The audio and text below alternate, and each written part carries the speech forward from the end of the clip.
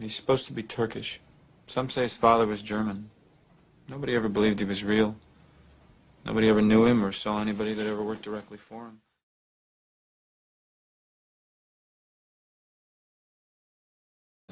You never knew. That was his power. The greatest trick the devil ever pulled was convincing the world he didn't exist. Can you create an alternate universe to direct your spirit, or life force that lingers after the physical body's death, into this alternate universe to continue to exist in an afterlife-type state?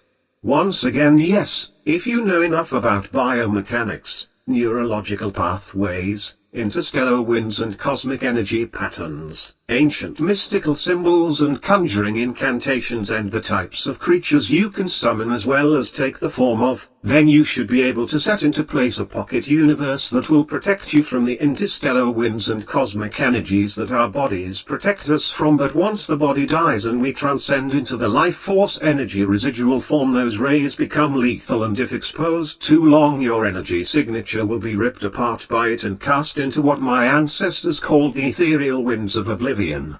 You see, once in spiritual form, you will be inexorably pulled towards the greatest object of attraction in the universe, the massive negative counterbalance of matter and energy known most commonly as the Great Attractor, but my ancestors referred to it as the vortex of oblivion. The realms of the afterlife were set in place to protect people from that. Without the spiritual realms, you would be ripped apart by the ethereal winds and scattered to the point where you could not maintain spiritual composure, and then unable to act, your life force would become merged with the particles of photons and matter around you as you are slowly drawn in towards oblivion. Once you cross the threshold of the chasm of oblivion, there is no return, and your energy is stripped of all qualities to its purest form, and you are basically recycled back into the soul stream. In this video we will take a look at the role of Mephistopheles in modern times, and we will discuss the interpretation of the Faust myth in psychology and magic, showing how we can work with Mephisto in a modern context. While in medieval and Renaissance magic Mephistopheles was one of the most popular spirits, in modern occultism his role has been diminished, and much less attention is now paid to this legendary character. For this reason, the Book of Mephisto, the only grimoire dedicated solely to the spirit, presents his role from a completely new perspective, showing him as an initiator of the left-hand path, the adversary, a spirit of Luciferian initiation, and the personal shadow that accompanies us throughout our whole lifetime. And like that, he's gone. Underground. Nobody's ever seen him since. He becomes a myth, a spook story that criminals tell their kids at night. When I wrote this book for the first time, I was deeply fascinated with the idea of Mephisto as an embodiment of personal shadow, and I was working extensively with grimoires that mentioned him in their catalogue of spirits. Apart from that, I was also searching for his appearances in literature and popular culture, and discovered that even though he no longer appears under his medieval and Renaissance disguise, he has accompanied us throughout all the following centuries, and is still present in the modern world, tempting us with forbidden knowledge and igniting our desire of transcendence. It is especially true in regard to the Luciferian ethos, the search of power through self-knowledge and self-sacrifice.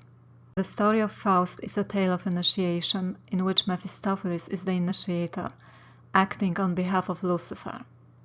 He ignites in Faust's heart the desire of knowledge and power, and shows him the path that can make him greater than any common man.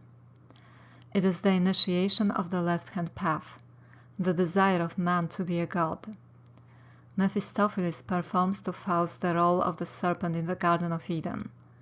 He initiates him into a path of liberation, offers the fruits from the tree of knowledge, and reveals secrets of creation and destruction. The theme underlying the whole legend is longing, desire, thirst that drives the main character to leave his entire life behind and to open up to the unknown. Faust understands that in order to gain the knowledge he wants, he has to enter a territory that is forbidden, dark and transgressive. He doesn't hesitate to renounce God, his religion, and all that he has learned so far. It is a similar approach as in certain aspects of Gnosticism, which claimed that man cannot be redeemed from a sin that has not been committed, and whose followers indulged in all that was forbidden because they believed that this was the only true way to salvation. In Faust's case, this is turning to magic instead of philosophy, and rituals instead of mere study. In the Bible, the adversary initiated Adam and Eve into mysteries of knowledge and revealed to them the path of self-deification. In the Faustian tradition, it is Mephistopheles that acts as the manifestation of the adversary. He is the spirit of contradiction. He questions, reverses values, destroys all viewpoints, and plants the seeds of doubt and hesitation.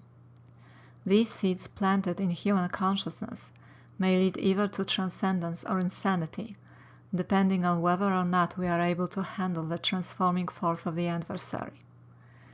It is the devil, the adversary, that invents challenges and trials to test the determination of the initiate, and without this ordeal, initiation would not be possible. In this interpretation, Mephistopheles is the spirit that denies. The Faustian equivalent of the original force of misrule, disorder, and contradiction that appears in all accounts of creation in many forms and under many disguises. It is the same principle of misrule that was personified by the serpent in the Garden of Eden. Identified usually with Lucifer or Samael, but generally associated with the adversary of the left-hand path. He is the spirit of eternal progress and movement, acting against cosmic order and inspiring the desire of transcendence in the heart of man. Goethe portrayed Mephistopheles as highly intelligent, but also amoral and inhuman, with the ability to perceive all weakness and hypocrisy of humanity. In Jungian psychology, he corresponds to the alchemical spirit Mercurius, which is morally neutral, neither good nor evil. At the same time, he is a spirit of chaos related to the devil. This ambivalent nature allows him to act as the adversary, question everything he encounters on the way, and point out alternative solutions. Another modern interpretation of the legend is related to the translation of the name Mephistopheles as he who shuns the light. In this sense, his essence is that of absolute darkness. He is a personification of darkness not permitted by any single ray of light.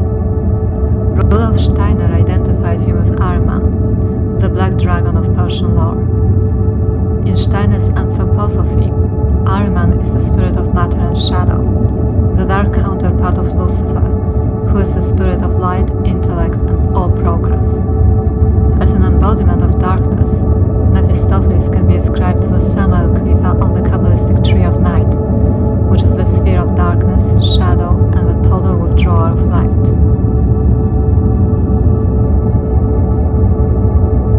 As a personification of the shadow, Mephistopheles is the principle of contraction, the force that contracts and withdraws the light so that the energies of the shadow can enter.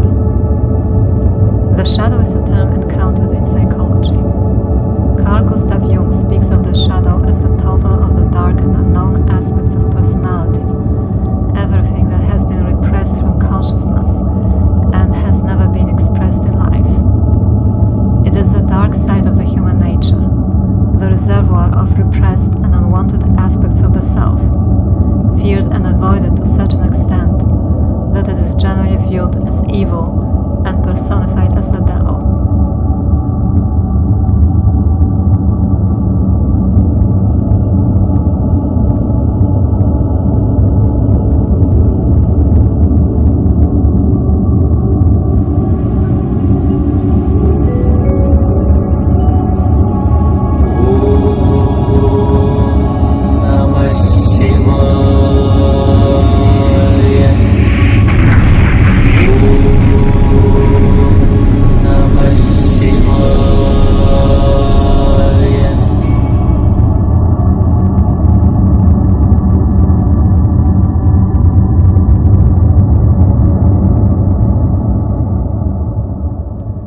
In magic, however, the shadow has a broader meaning than in psychology. It embraces physical, cultural, cosmological, and personal elements of what is referred to as darkness and evil. All that is encountered in the external world is translated into an inner experience. Therefore, the shadow operates on the personal level of our own negative, unpleasant, and traumatic experiences, but it also manifests through the archetypal level of what Jung called the collective unconscious. According to this theory, all external impulses are filtered by the psychic sensor. What is repulsive is pushed down into the depths of the unconscious.